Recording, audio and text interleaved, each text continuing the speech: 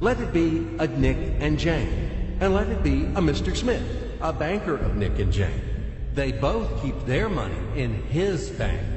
That's why we use the title Mr. Smith, with respect. Nick really wants to buy, well, let's say Jane's bicycle, but he has no money. More precisely, he has money, but not enough, only $10, while Jane wants $100 for her precious bicycle. That's a problem.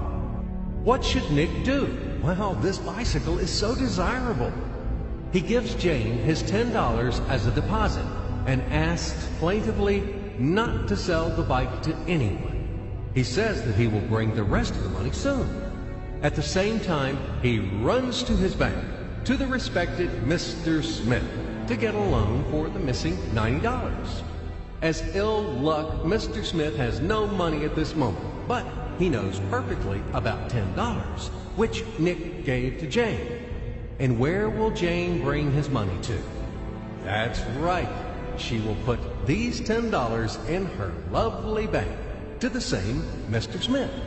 Therefore, Mr. Smith asks Nick to come back tomorrow in the hope that tomorrow he will get these $10. And everything happens this way. The next day, Jane brings $10 to the bank. The bank provides Nick these $10 on credit. Nick immediately gives them to Jane. She again puts them in a bank.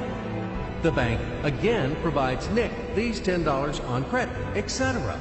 As long as Nick the fool will gather enough money for the bicycle. Don't you get confused yet? Be patient, I told you. These demons have been trying to confuse you during 1,000 years. These damn economists and financiers. But anyway, we will figure everything out. So what do we have in the end? Nick finally got the bike from Jane. Wow! But at the same time, Nick owes $90 to the bank, Mr. Smith. And the bank, in its turn, owes $100 to Jane. In other words, those $10, which existed initially, have magically turned into $200, $190 of debts plus real $10. But these $10 would also turn into $1,000, even in a million or a billion, if Nick would make a more expensive purchase. In this case, our $10 would make the increasing number of its cycles, circuits from hands to hands. That's it. So, what happens in today's world? SOS! It appears that banks also make money out of thin air and multiply them. Not only Fed can produce money, but banks either. In short, everybody can do this, except you and me. We are not in the business at this celebration of life. I would like to print or draw some money as well. In fact, these banks multiply money without any control. And we're still wondering why the banker lives better. What are naive fools are we? Now it is clear why. The one who produces the money, of course, lives better.